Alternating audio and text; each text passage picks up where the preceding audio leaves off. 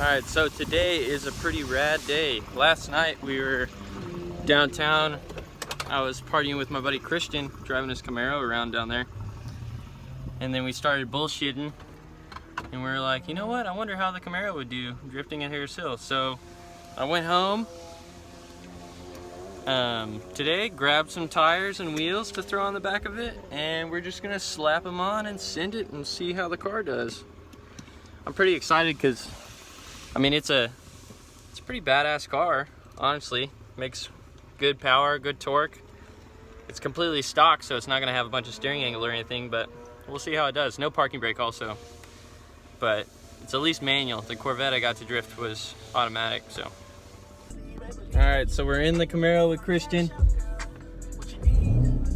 and we are about to go see how this thing does on track.